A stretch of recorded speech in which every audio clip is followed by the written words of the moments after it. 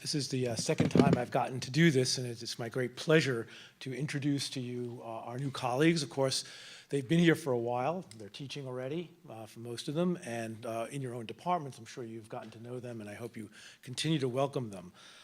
This year, we have nearly 70 new scholars who will come to our university through the recruitment process, and they come from top-ranked colleges and universities around the world. I had the great privilege and honor of going and talking to them at their orientation, which is a day-long orientation program. And then my wife, Lori, and I had them back to Alumni House, where we live, on the Mount Vernon campus, and really got to know some of them through conversations.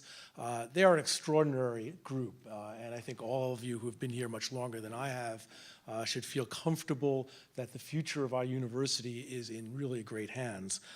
They bring an energy and an excitement and a passion for their disciplines. They are world-class researchers. Many have already published widely, and they bring a passion for teaching that I think will serve our students incredibly well in the future. So what I'd like to do is go through the colleges and just ask those of the new faculty who have been able to come to this meeting to stand up, just so that people can see who they are. We won't introduce them individually. There are too many of them to do that. And then once you meet them, please, if or see them again at the reception after this or around the corridors, by all means, introduce yourself. So I'll read through the list of our schools who have recruited faculty, not all have, and I will do it in the traditional ordering, which is by the date of the founding, which is sort of the politically correct way to do it that offends absolutely no one as far as I can tell. So I'll begin, of course, with the Columbian College of Arts and Sciences. When any of the new faculty who've arrived this year from Columbian, please just stand up and turn around if you're in the back. Welcome to you. The School of Medicine and Health Sciences. Do you have anyone? Okay. The George Washington University Law School. Okay. Anyone? The School of Engineering and Applied Sciences. We have a substantial cohort. The Graduate School of Education and Human Development. Welcome. The School of Business.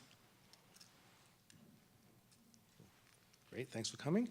The Elliott School of International Affairs. Anyone from Elliott? The School of Public Health and Health Services. Okay. Well, yeah. The School of Nursing. Anyone do nursing?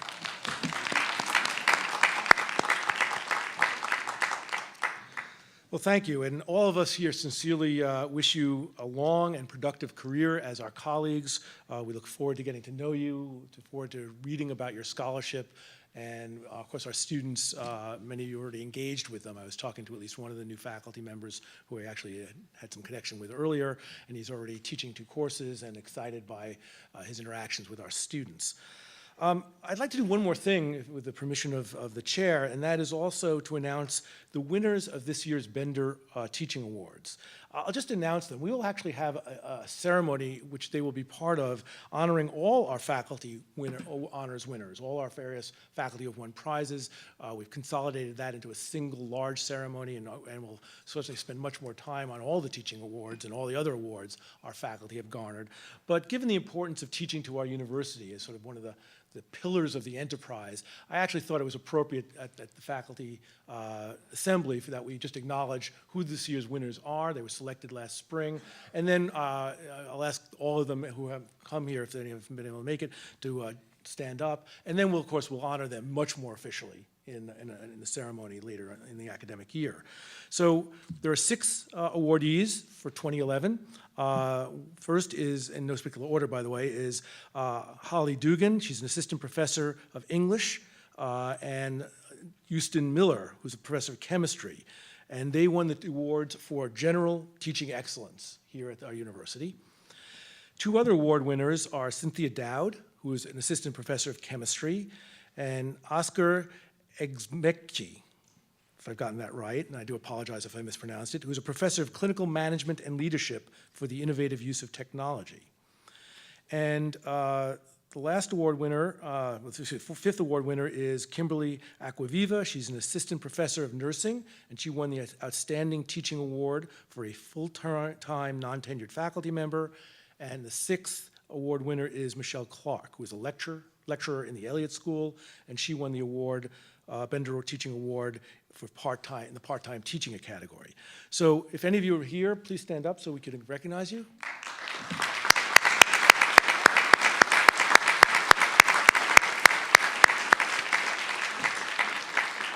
And on behalf of all our faculty, and particularly all our students, thank you for the incredible work you've done in your classrooms, in mentoring, in advising, and all those other attributes that make a truly great faculty. Thank you.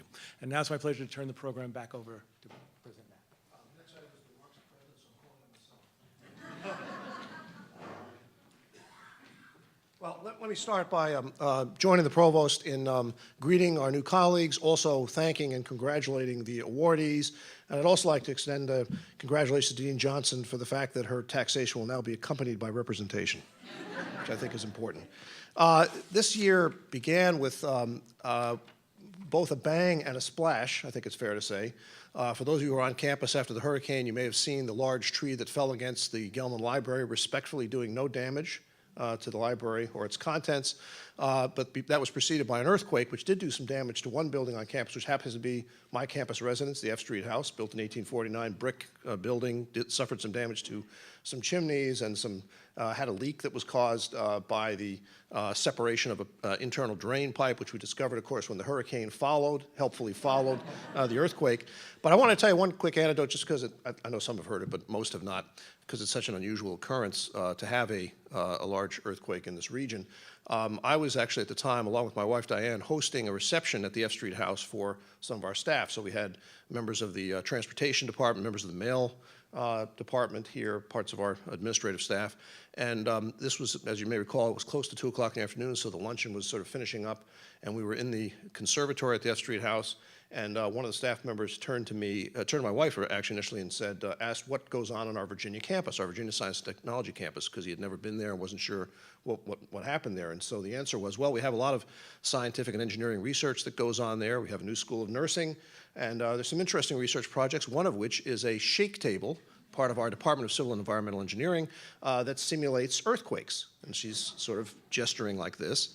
And so the gentleman turned to me and asked me if I'd ever been in a real earthquake. And I said, well, as a matter of fact, I lived in California for 16 years, experienced many earthquakes, including the big one, the Loma Prieta, at which point it was at that precise moment that the earthquake struck. Oh. And as everything began and then continued to shake, he turned to me and said, what's happening? And I said, a real earthquake. So anyway, that's a true story. Apart from that sort of symbolic beginning of the year, it is an exciting year, and it's a pivotal year in the history of the university for a number of reasons that I really wanted to highlight. First of all, this is the beginning of what we're calling a decade of transformation leading up to our 200th anniversary, our bicentennial in 2021, which will also be the beginning of our third century as an institution. It also happens to be right now the eve of the 100th anniversary of our presence here on Foggy Bottom. For those who are new to the university, new colleagues, and haven't yet had a chance to read up on our history, it'd be interesting perhaps for you to know that we were originally established as Columbian College just above what is now Florida Avenue. We ran a half-mile long and a block wide running north of Florida Avenue, which at that time was actually the northern boundary of the District of Columbia. And then during the Civil War, our campus was used as a Civil War barracks. Actually, a substantial part of it burned down. And then after the Civil War, we moved down to the opposite side of Lafayette Square from where we are now, roughly H and 14th Street. And our name was changed to Columbian University. It later in the century changed to George Washington University, the George Washington University. But it was not actually until 1912 that we arrived in this particular location, which is essentially where George Washington himself had envisioned that the university he dreamed of would be established. And initially, we just occupied the G Street side of what is now University Yard, the home of the law school and some of the Columbian College laboratories and so on. That was all there was to the university. I was given a strategic plan by an alumnus who found it on eBay. I was given a strategic plan of the university that was developed in 1924, the 100th anniversary of our first commencement exercise, which was actually attended by the Marquis de Lafayette, among others. You know, Lafayette had a sort of celebrity tour through which is the reason why there are Lafayette streets all up and down the East Coast. He was everywhere really on the East Coast on this tour, where he was really the first massive star celebrity. And he did come to our commencement on that occasion, and so that was used as the occasion to launch a new strategic plan in 1924. And the plan for the university at that time was to build the university as a single block, essentially University Yard, that is between 20th and 21st Street, between G and H Street. That would be the entire university. It would fill in, no quad in there, but just a solid building. And its mission would be to provide part-time education to people working here in Washington in government or military, whatever it might be. That plan was never realized, perhaps because the stock market crash intervened. But of course, we're a totally different university from the one that was envisioned in that strategic planning exercise. We are now almost entirely a residential university with 25,000 students, the vast majority of whom are full-time students. And of course, we occupy not just this Foggy Bottom campus, but multiple campuses. But nevertheless, this anniversary will give us an occasion to celebrate what it means to be a university in and of Washington, D.C. So you're going to be hearing a lot about those activities. So we are approaching some major milestones in the university's history. But the other reason that this is a pivotal year, and I think more important from the point of view of the faculty's interests in our academic aspirations, is that we're going to use this to do some significant planning this year. You're going to be hearing more about this from Provost Lerman in a moment, but we are actually going to have, for the first time in 10 years, a strategic planning process for the university. I'm beginning my 5th year now, and Provost Lerman is beginning his 2nd year. And we have spent time, getting to know the institution, developing some preliminary initiatives that seem to draw on opportunities that were emerging from our faculty, that were opportunities to connect with institutions that surround us in Washington. We've had some global initiatives. We've had a lot going on, but we have not stepped back to date to undertake a strategic plan. One reason for that is shortly after I arrived, we had a process focused on our every 10-year accreditation by the Middle States Commission on Higher Education, and the Professor Maltzman, who's here now and now serves as Senior Vice Provost for under Provost Lerman, was the chair of a rather substantial university process that used the previous strategic plan, the one called the Strategic Plan for Academic Excellence, that was developed in, actually published in 2002 rather, so 10 years ago this spring. We used that as the basis for our self-study that we submitted to Middle States for a very successful accreditation process. So we went through that process. In the meantime, since 2002, every single one of the schools has a new dean who was not there in 2002. And all but 2 of the vice presidencies have also turned over during that period of time. So we have really a new leadership, both at the school level and at the university level. Of course, the presidency changed. And so it seems to us that after a 10-year period, it is now time to step back and do a serious strategic planning exercise for the university, particularly because we were able to dovetail that process with the development of 2 other plans. One, a fundraising plan as we look toward the possibility of launching a comprehensive campaign. You've heard us talk about this in the past. We've been working with the trustees on sort of honing our sense of what the shape and dimension of that campaign might be. But now we're doing a formal planning process of that. And I think to have that happening in tandem with the development academic plan, make sure that any priorities that are identified on the fundraising side will be matched up in the right kind of way with academic priorities that are going to emerge from this strategic planning process you'll be hearing about.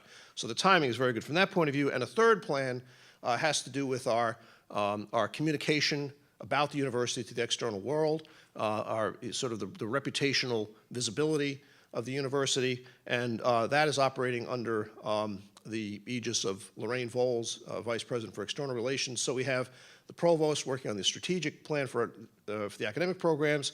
We have Mike Morseberger and his staff working on with trustees and others on the planning for fundraising, and then finally this plan about our visual and other aspects of our external identity. So the fact that we're aligning all of those, I think, is actually salutary. I think that's a great way to approach this process.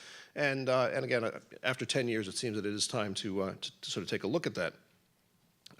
At the same time, we're implementing some of the planning that went on last year with very extensive, actually, faculty involvement as well as involvement of staff and students. And I'll point to two processes in particular that began last fall and the one that started in the spring. The first of these was the President's Council on Diversity and Inclusion that met all last year, actually started the summer before, and came up with a set of recommendations. You may have seen the report that was issued. It's available online.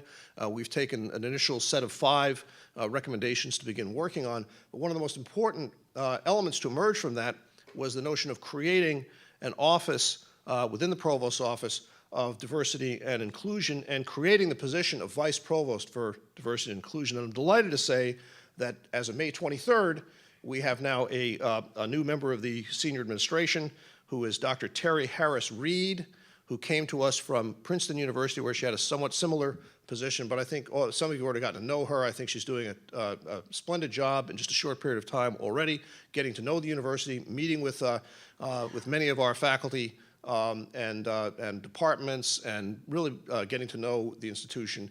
And I think she's a remarkable addition to our administration.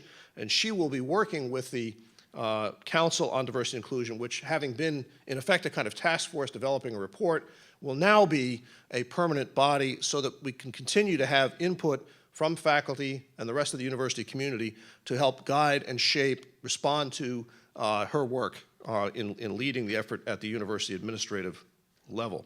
At the same time, and by the way, that was ably chaired by Gregory Squires from the sociology department, as well as Helen Kennedy Solney from the student affairs office. So then we had, at the same time, a career task force, and Professor and Associate Dean Murad Turinshalar was, I think, maybe here. Did I see him here? There he is. Co-chaired that along with Peter Komorski. From Student Affairs. So again, in all these cases, we're trying to match to make sure that what the administrative sort of arm of the university is doing is completely in touch with and in sync with our faculty advice and input, and a lot of work actually that went into that career services task force. And the idea here was to take a more systematic look at what we're doing. You know, we've had quite a range of different kinds of career advice programs for students across the university. We're trying to develop more communication among those various arms of that effort, but at the same time to look at what we might do in a somewhat more coordinated and centralized way so that there's something closer to one-stop shopping for potential employers who are interested in our students as their prospective employees. And in that process, I think, we did a lot of study of alternative models at other institutions, looking for best practices. And I think what came out of that was, again, a very sophisticated and very helpful report, and we're now exploring what parts of that report we'll be implementing. And the third piece I'll mention, which was partly at the request of our Board of Trustees, was a strategic plan for our athletic programs. That actually happened on a pretty fast track. It really started in the spring semester and was finished more or less by May. There are still some elements of that plan that are being developed, but one of the results of it that you may be aware of already was our ability to hire a new athletic director, Patrick Nero, who was the commissioner of the America East Conference. And what I was particularly impressed, and I hope you get to talk to Patrick at some point, I think you'd be very struck, as I was, by the seriousness of his commitment to the academic success of our student athletes. And when he talks about success, he means both success, on the court, in the field, in the auditorium, wherever it might be. That's, by the way, the new name for our swimming pool. It used to be a swimming pool. It got promoted. It's now a natatorium. And if you go to see it, you'll have a sense of why that is. It's a pretty spectacular facility. But that the athletic success is always matched with academic success, and that we're really true to our ideal, which I think we exemplify to a greater degree than many institutions, and it's the ideal of a scholar athlete. If we're going to have athletic programs, we want our athletes to be scholars as well, and to succeed in their future lives as well as in their athletic competitions here. So there's a lot of planning and now some implementation that's going on.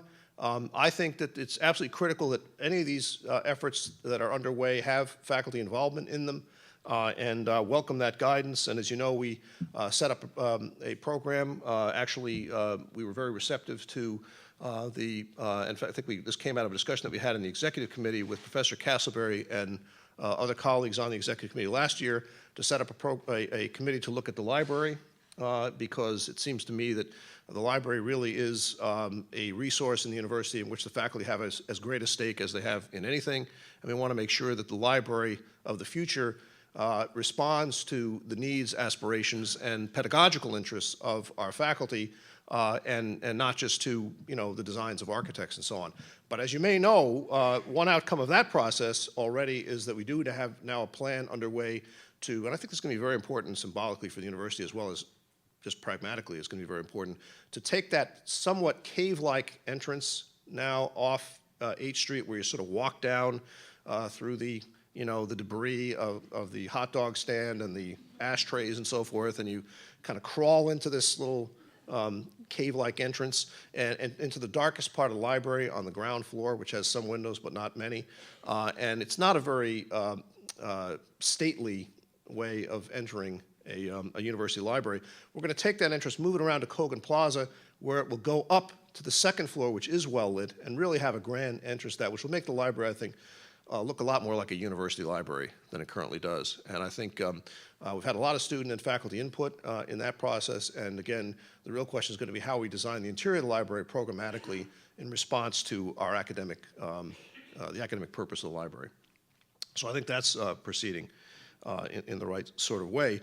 There are other capital projects which you may be aware of. I think we lost a lot of productive time this fall watching that dinosaur-like creature tear apart the old parking garage across from the brand new Whole Foods, which I hope everybody likes having there. You probably saw it, yes. You can applaud the Whole Foods, that's okay. We can't take personal credit for the Whole Foods. I'll tell you just a quick anecdote about that. When I first arrived here, we were still in the process of talking about how that project was going to develop, and I was invited by the Foggy Bottom Association to a dinner, and the general counsel, our able general counsel, advised me that I wasn't allowed to answer any questions about that project because the Foggy Bottom Association was suing us. They routinely sue us in relation to all of our capital projects. So as soon as I sat down at dinner and said I'd welcome the opportunity to meet with them and so forth, they immediately asked me a question said, can we ask you a question about that new project where the old site of the hospital was? And I said, well, on advice of counsel, I'm really not supposed to talk about that. And they said, well, all right, well, how about if we just ask you one question? I said, on advice of counsel, I'm really not supposed, because you're suing us. And so that's why I can't really talk about it. They said, well, how about you just listen to the question, decide whether you can answer it or not? I said, okay, fine. And they said, what kind of grocery store is going in there? So in other words, they cared much more about that than they did about stopping the project. And they were very happy that it turned out to be Whole Foods. So it's one of the best things we've done in terms of neighborhood relations, to create that Whole Foods. Anyway, across the street from that, as you know, is the future site of the Science and Engineering Hall, and that is, again, proceeding rapidly. The garage is pretty much gone at this point, and excavation is beginning. On a building that you may not be familiar with, it's easy to miss it as you're zipping around Washington Circle, is the Warwick Building, which was one of these buildings was built in the Second World War as a temporary building, but it's never gone away. It's a sort of a 3-story building right on Washington Circle. That is going to be replaced by the new home of our School of Public Health and Health Services. I see Dean Goldman is here, so congratulations on having that project move forward. That's going to be a very important project because not only will it provide autonomous space for one of our rapidly growing parts of our university and very successful parts of the university, but it will also free up space in Ross Hall, which is currently shared between the School of Medicine and Health Sciences and the School of Public Health and Health Services. And by the way, when we move the science and engineering departments into Science and Engineering Hall, that will in turn free up space that's currently occupied by those departments for the expansion of other parts of the university. And I really want to stress this because, even as recently as several weeks ago, I was asked by a Hatchet reporter why we were switching from policy and humanities and all that to science and engineering. And the message here is we're not switching. We're trying to build resources and build programs in all these areas. And I was struck when I went to the provost's reception that was mentioned earlier for new faculty by the strength of the faculty that we're bringing in across the board, in the humanities, in the various policy fields, in the law school. I think our new law school dean, I don't know if Paul Berman's here or not this afternoon, but we have a brand new law school dean who just joined us. And by the way, the law school has now an opportunity to expand across G Street. You may have seen, that's one possibility, or the law school may expand into some of those other buildings that are being vacated. We haven't determined exactly how that's going to happen, but there is a plan to expand the law school, just as we've provided new space for the business school, new space now for the School of Public Health and Health Services. We are building across the university. We have an opportunity to do that because we are bringing in resources in a way that we never have before in the history of the university, as reflected in the fact that last year we had our best fundraising year in the history of the institution. Pretty remarkable when you think about the down economy that we're facing and that you hear so much about. I'll mention one other capital project. I think you've heard about it, and that is the plan to build a new home for, among other things, the great Washingtoniana collection of Albert Small, and the Textile Museum, which is currently located up in Colorado, is going to move on to our campus. These are going to be important additions to our academic programs. They will provide really, I think, unparalleled opportunities for our students in a wide range of fields, from American studies, history, anthropology, museum studies, to work with some world-class materials in a facility on campus. We're going to match that with a curatorial and preservational space out in the Virginia campus that's being built. There's a separate facility that's being built there as part of our merger with the Textile Museum. The space for that, for those who haven't been following this or weren't here in the summer when it was announced, the idea is to take the Woodhull House, another historic house on campus directly opposite Quigley's at the corner of 21st and G, and build in the open space behind that a pretty substantial museum which will house those collections and also have rotating exhibit space for other exhibits. But those will be the two primary collections housed in that museum. And of course, the resources of that are being provided by, to a large extent, by the partners who are involved in both cases. So that's just a little bit on our capital projects on the campus here, the Foggy Bottom campus. I do want to mention one other project, because if you haven't had a chance to see it, I think you're going to be very impressed when you do. It is the kind of build-out of Ames Hall out from the hillside where it sits on the Mount Vernon campus.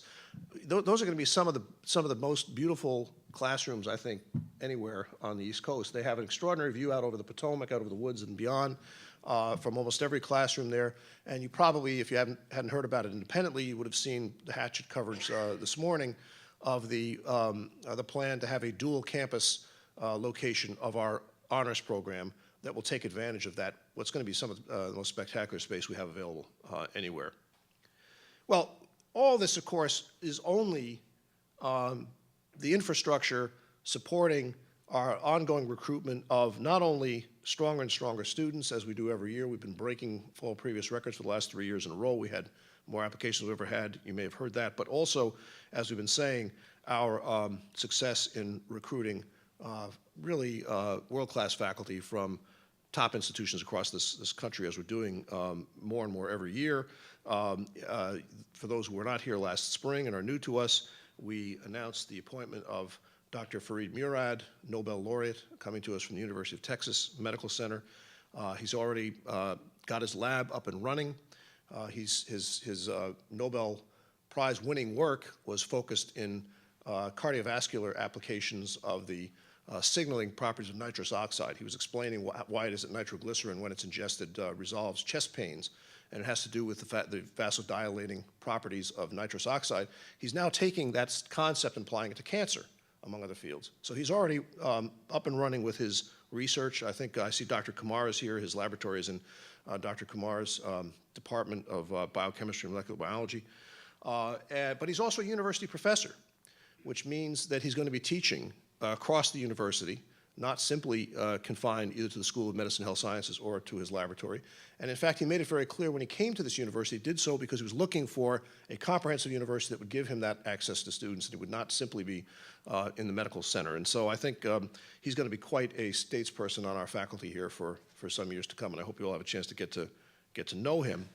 But then again, across the board, I could point to strong faculty appointments that are occurring, and that's going to keep going in part because in addition to the fundraising that I talked about at the outset, again, this is partly for the benefit of new colleagues, we established 2 years ago something we call the Innovation Task Force. And the purpose of that was to identify recurring savings in our business processes and recurring gains in productivity not by raising tuition, but by expanding our tuition base that would be all devoted produce resources that would be devoted to our academic priorities.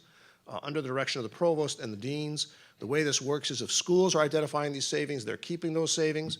If we're identifying at the university level, the provost is directing the academic programs in which they'll be invested. The important thing to say about this is the target we're aiming at is to develop over 5 years, 60 million every year in recurring savings. Okay, this is not a cumulative total of 60 million. It's 60 million every year. You know, and if you figure that that's what that's the equivalent of in addition to our endowment, it would be the equivalent of 1.2 billion to our endowment. And in fact, that's why we chose that target. Because at the time we planned this, the market value of the endowment was about $1.2 billion. That generated 60 million a year toward our operations. The idea was, how could we, in a brief period, arrive at the equivalent of doubling the endowment? And the answer was to find these savings that would be at this equivalent amount. Within the first year, we had identified something like 17. I think then we're up in somewhere in the 20s now, and the second year of these savings that we've identified. Again, these are all not to be reinvested in our business processes, but to be invested in our academic programs. If we do that and also have a successful fundraising operation, we will be rapidly generating the resources we need to continue to grow all of your departments and programs in the ways that are going to help us meet our aspirations academically. So on this whole question of the university's growing stature, there's a couple of things to point to. I'll just conclude by saying that we continue to benefit from the growing interest that the world has in Washington, D.C., as reflected in surveys saying that this is one of the 2 cities young people most want to move to. The other one being, you might not guess it, Seattle. Our weather's actually a little better from some perspectives than theirs. But it means that we're ranked above San Francisco and New York. Increasingly, we're seeing the headquarters of major corporations move to Washington. Last year, I think a lot of people around the world were surprised when Siemens USA moved its headquarters from New York City to Washington, D.C. They're a manufacturing company. We don't usually associate Washington with having headquarters of manufacturing companies. When I asked Eric Spiegel, the CEO of Siemens, why he'd made that move, his answer was simple. Because if he's in New York, he's got to fly everywhere else to meet the CEOs that he operates with. If he's in Washington, they come to him. Interesting. Now, you know, people come to Washington for reasons that are good and perhaps a little less fortunate for our economy. As you know, we are a bit countercyclical here. This could all change if there are radical cuts in federal spending that can affect the health and vitality of the city. But right now, this happens to be the hottest real estate market in the country. That poses a challenge for us, of course, when it comes to having faculty join us and be able to afford to live here. That's the downside of having a vibrant economy. But the good news is this is really still the center of attention and increasingly the center of attention not only here but around the world. A sign of that growing stature of the university, however, is the fact that just last week I went to the final day of the Clinton Global Initiative in New York City, where the president was announcing, former President Clinton was announcing that our university would host this spring the Clinton Global Initiative University, which is going to be a remarkably high-profile, visible event. And what I want to tell you about that is that was something that we won competitively.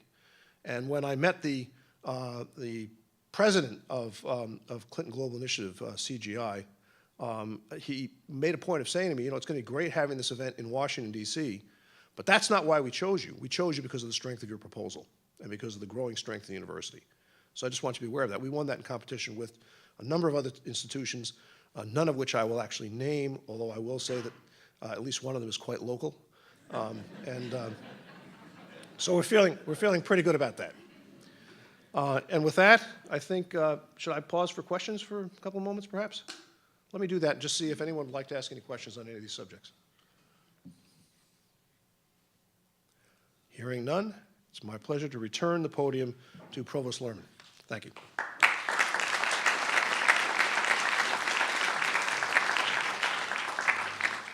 Thank you, President Knapp.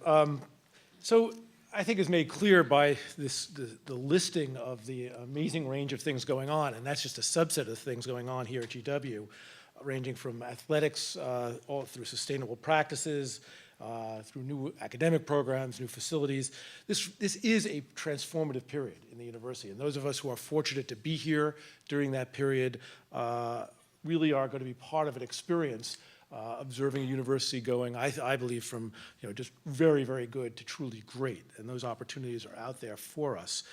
So when I arrived a year ago, I really spent the whole year learning about the university. It's a big place. It has many different disciplines represented, many cultures within the larger university culture. And I sort of took the physician's view of this, which I'm not a physician, but first do no harm. And so for the first year, I did not make significant organizational changes in my own office. But because the Office of the Provost is a new thing here in the modern history of GW, where we now have the medical area, student affairs and student services, and the 10 schools and the libraries reporting up through a single organization, it was clear to me when I was here even for a few months that the structure we had was really not working as well as it ought to for the new overarching structure of an Office of the Provost.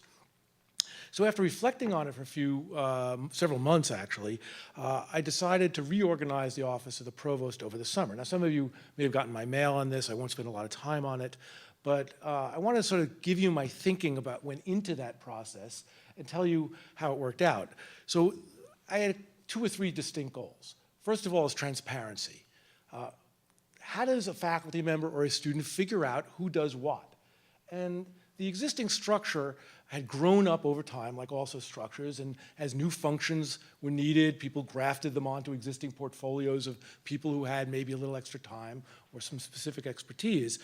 But over time, it had grown a little like Topsy, and that it just wasn't obvious to the faculty or students who needed help on things who they should call. So one goal was transparency.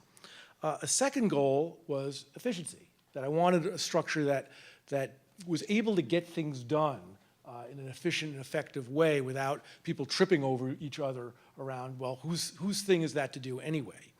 And maybe most importantly, I wanted a structure that the portfolios of the people who work for me aligned with the most important priorities and resources we have as a university. And so with that in mind, I ended up in a structure that has 6 vice provosts, or some of them are senior vice provosts, but 6 portfolios that I think align quite clearly with the things most of us would agree are the most important resources, assets, or priorities of the university. So I thought I'd just tell you a little about the 6. The first is one that's already existed, and that's Student and Academic Support Services. That has existed as a division, a separate division. Bob Chernak has a dual title, actually, as a Senior Vice Provost and a Senior Vice President. And we're going to make some minor shifts in some things in that portfolio probably over time, but basically it is, as those of you who work with it, more or less intact, with Bob continuing to head that group as a Senior Vice Provost. But the second unit I want to create was Faculty Affairs. It's probably the most germane to this body. It's the place we combine all things faculty. And I was fortunate to get the agreement of Professor Emerita Diane Martin. She's a longtime membership of the university's leadership team and had been a longtime member of our faculty until opting to take retirement from our faculty ranks. And she serves as the Vice Provost for Faculty Affairs. And so to a first approximation, anything related to faculty, early retirement programs as they evolve or come into existence, promotion, tenure processes, working collectively with our part-time faculty, running orientation programs for chairs, all those things fit within her portfolio. The third area has already been talked about, and that's diversity and inclusion, an enormously high priority for our university. And as President Knapp said, we were extremely fortunate to recruit Dr. Terry Reed to that position, and many of you have had a chance to meet her, as Steve Knapp has said, and she's just doing a fantastic job already. And her role is basically to spearhead our efforts to become as good as we can be at making our community as diverse and welcoming to people regardless of where they came from, who they are, and to attract the absolute best talent to our university. Another portfolio is teaching and learning. Very straightforward. This came out of a recommendation, actually, of a faculty working group. They came out with a recommendation that we ought to have a teaching and learning center.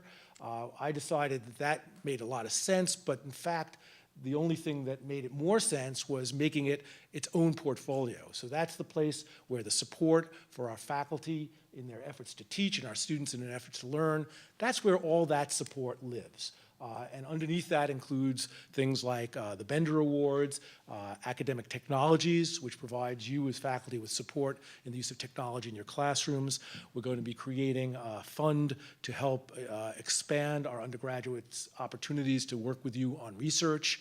And we'll probably be creating a small innovation fund that will give some resources out to those of you who want to spend some time innovating in your teaching methodologies. I recruited someone from outside MIT. We have an unfortunate name confusion. His name is Stephen Ehrman, not Lerman. There were two schools of thought, but he's by far the best person I know for this. I've known him for many, many years in the profession, and I certainly have known him by reputation. I actually went to school at the time he was getting his doctorate at the same university. Almost didn't choose him because of the name question. We have a surplus of Steves, and now we have an Ehrman, Lerman, and a former layman. And of course, when Paul Berman joined the faculty as a dean of law school, that just didn't seem like a reason for not picking the best people for the job. Well, it did occur to me. Another portfolio is academic affairs and planning. How does the academic enterprise run, and how in particular do we look ahead and do a better job planning? A longstanding member of the GW faculty, Professor Forrest Maltzman, who had formerly been chair of the Department of Political Science, and Steve Knapp mentioned him, has taken on that role as a senior vice provost. And then the last vice provost position is one that's still empty. We have a search ongoing for a vice provost for budget and finance to give this whole large enterprise in my office the capability to think ahead about budgets and budget priorities and how we do the budgeting process. So, so reflecting on it, it's what are the big resources and assets of a university? It's our students, it's our faculty, it's our ability to be diverse and inclusive, it's planning for academics and academic excellence, and teaching and learning. And then, of course, having someone keeping track of how we pay for all those things in budget and finance. So I'm quite comfortable with this organization. We'll fill in the last person as we recruit someone for the Vice Provost of Budget and Finance. It's a fantastic team.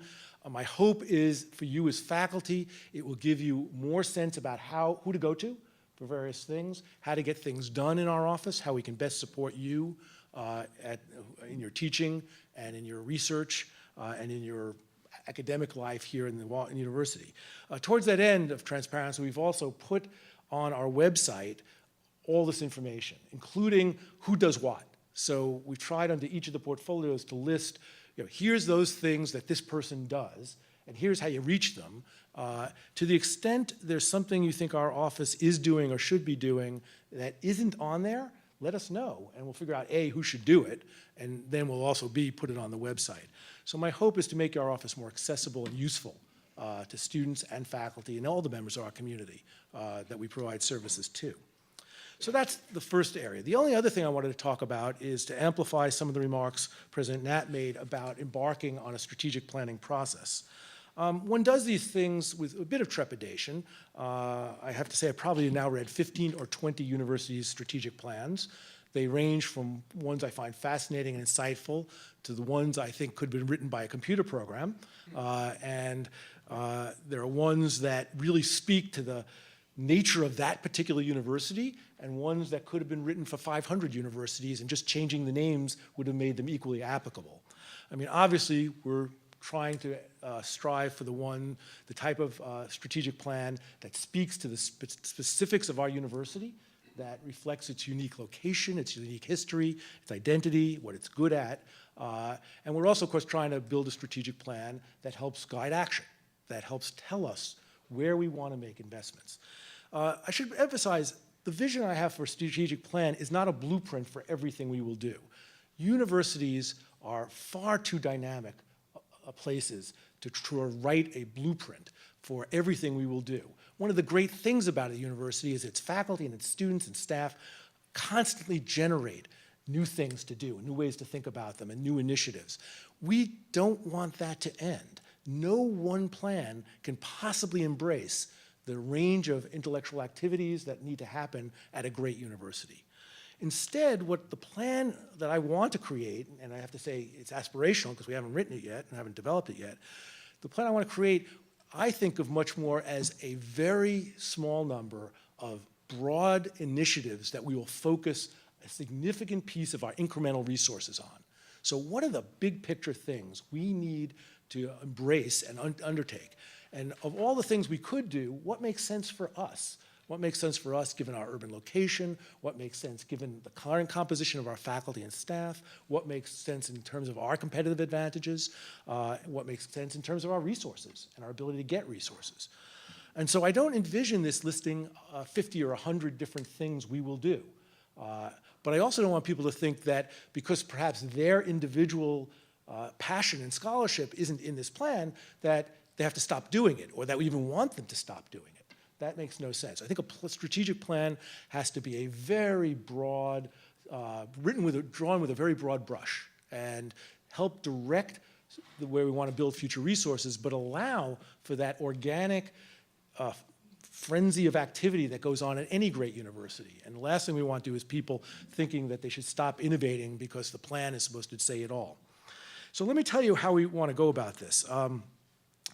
We've laid out, working particularly with Forrest Maltzman, we've laid out a plan which unfortunately has 10 steps. So it's a 10-step process which has unfortunate connotations in the substance abuse area, but we see no parallel with that. So instead, what we want to do is we want a plan that engages a lot of the community.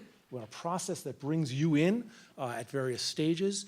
And we want to develop a plan that also tries to look ahead. And so we've chosen a time horizon of 10 years, which President Knapp has called the decade of transformation. And we want this plan to help guide our investments and decisions in that period.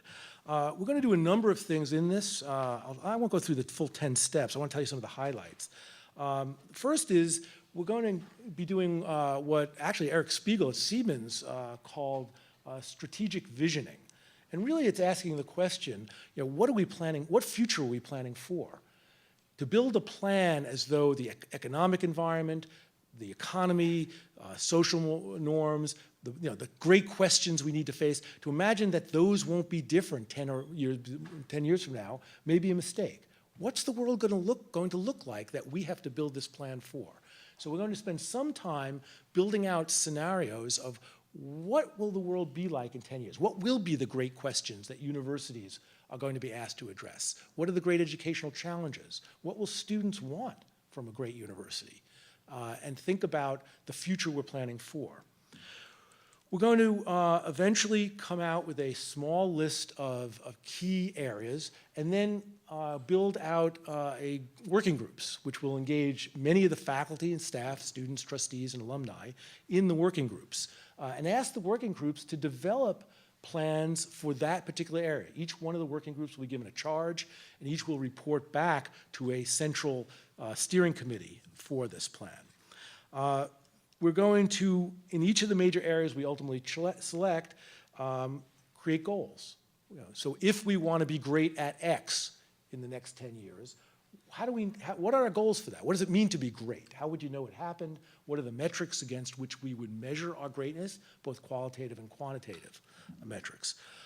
We also want people looking at resources.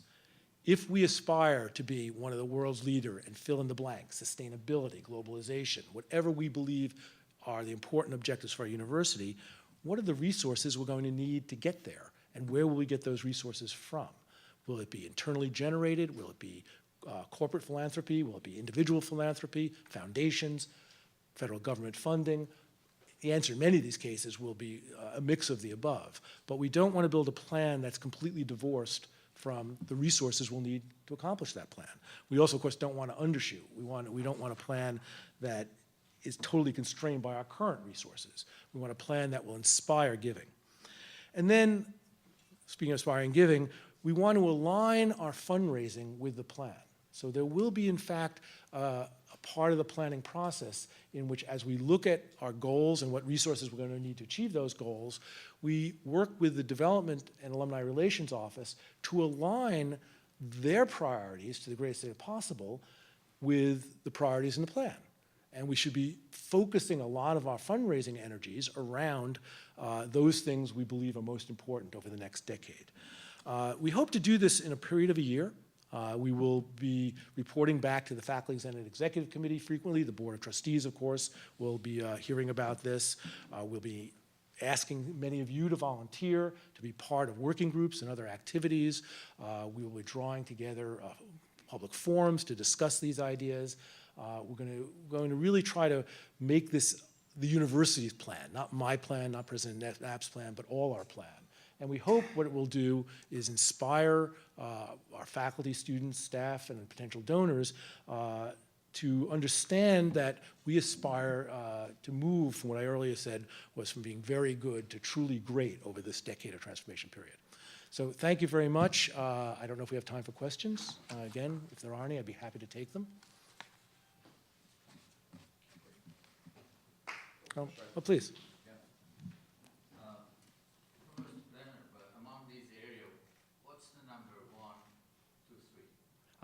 That's to be determined in the plan. I can give you some of my thoughts, but my thoughts aren't the last word in this. I hope to lead a process in which we figure out as a university what are the most important priorities. But certainly 3, 4, and 5 is about the right number of strategic initiatives. Some of the plans I've read lay out so many things that, basically what it feels like it is, they said, what are all the things we're currently doing? Let's roll them up and call it a plan.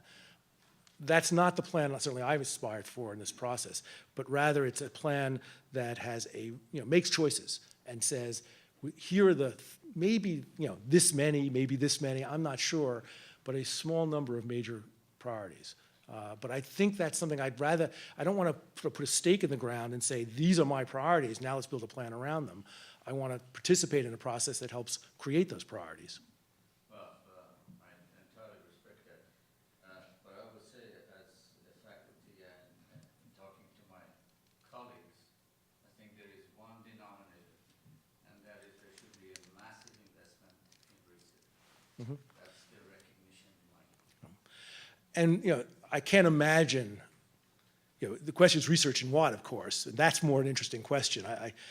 I think there's a shared desire, certainly has been President Knapp's clear priority for the whole university since he arrived here, and certainly something I signed up for when I decided to come, is to, the way to create the university's greatness is to continue our traditions of great teaching and education and build a larger base of the world-class research. And so we'll be doing both of those. The real question, though, is in what? What is the full range of activities we want to build that in? Well, thank you very much.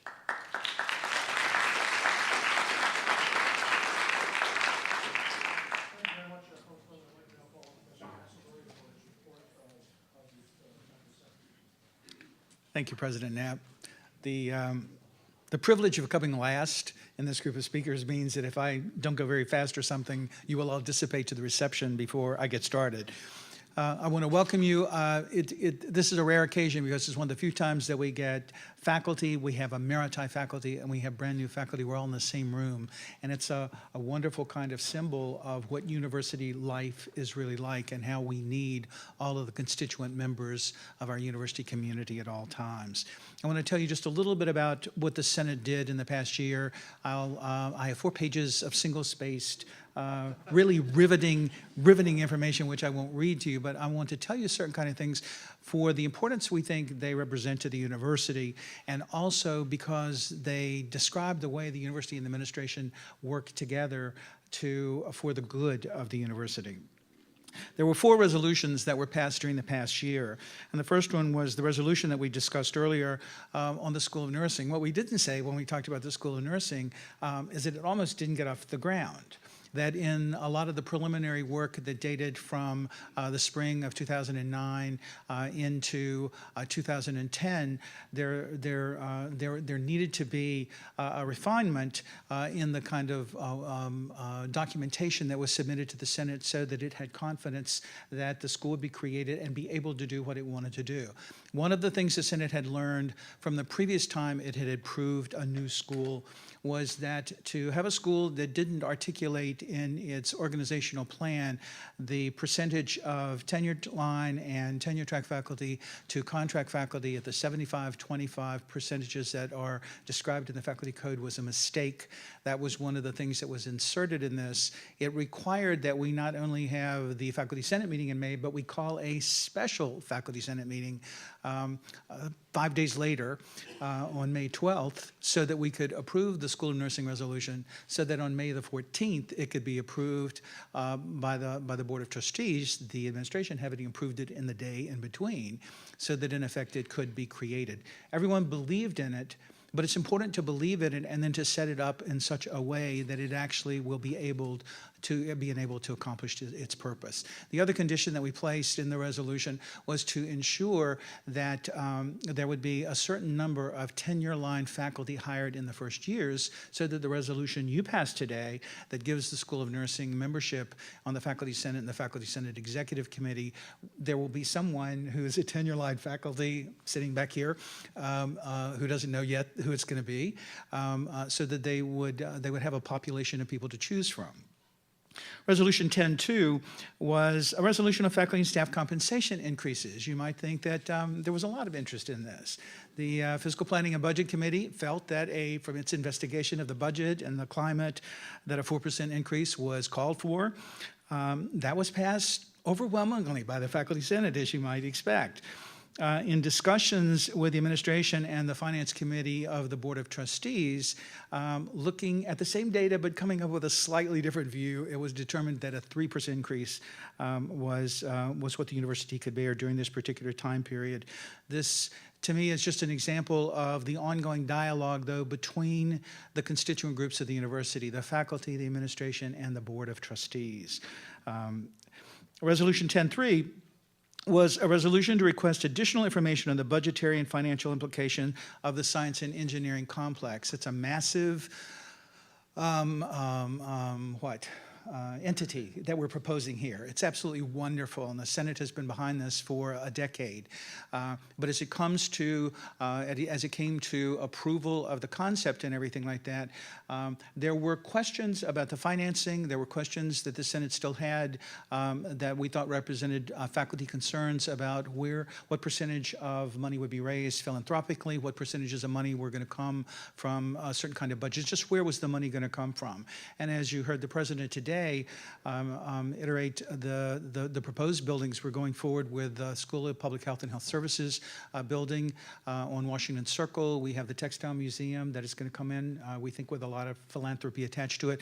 But as members of the Senate, we are vitally interested in these plans and how the plans are going to be financed for the impact that has on faculty and faculty work, and this gentleman's concern for faculty funds for faculty research, because as we move forward to greatness as a Research One university, we know that we have to increase the support that faculty have to be able to do faculty research.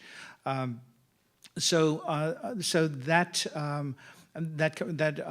recommendation was adopted by the Senate, and the administration agreed to provide additional information for us, and we from that have established a new budget working group, which is coordinated between the chair of the Fiscal Planning and Budget Committee of the Senate and the Vice President and Treasurer Lou Katz's office. And that has proved to be very beneficial, and we hope to continue that. We also resurrected during the year the Benefits Advisory Group, which is a faculty, staff, administration committee that really looks at all things that come before the faculty in terms of faculty benefits. A little more than a year ago, the benefits package was changed in terms of providers. That was disruptive to some people. We looked for a more efficient way to share information so that a disruption like that would not come again. During the academic, there was one resolution 10.4, which was a resolution to clarify procedures governing awards of emeritus status. You know, the faculty code is a little imprecise here, but there was a question of a recommendation that comes from a faculty to a dean, to the office of the provost and the president to appoint someone to emeritus status. In its history, the university has always treated that in the same way it treats tenure and promotion issues and concerns. In this instance, there was a disagreement. The disagreement went to sort of an appeal, and the administration asked that we make recommendations as to a procedure that would work to clarify what the process is. We wrote that up. That was accepted by the administration. And now we have a much clearer understanding of the procedure, and it does treat a recommendation for emeritus status as an appointment to emeritus status. A lot of the work of the Senate, to be in the Senate, you have to give up a Friday afternoon once a month. Okay, and if you're on university campus on Friday afternoon, you know that that's not usually where most people are in the afternoon. They find someplace else to go. If you serve on the executive committee, you also give up another Friday, but at least we give you lunch. But those meetings are spent with the president and the provost and other invited members, just like the Senate invites all sorts of people to come in. We had, for the first time, probably in the history of this university's faculty senate, we had the chairman of the board of trustees present to the Senate this past year, Russell Ramsey. We had Dean Goldman from the School of Public Health and Health Services. We had Dean Guthrie from the School of Business. We had Dean Foyer from the Graduate School of Education and Human Development. They were all new deans coming in, outlining sort of what their plan was, getting to know the Senate and having the Senate get to know them.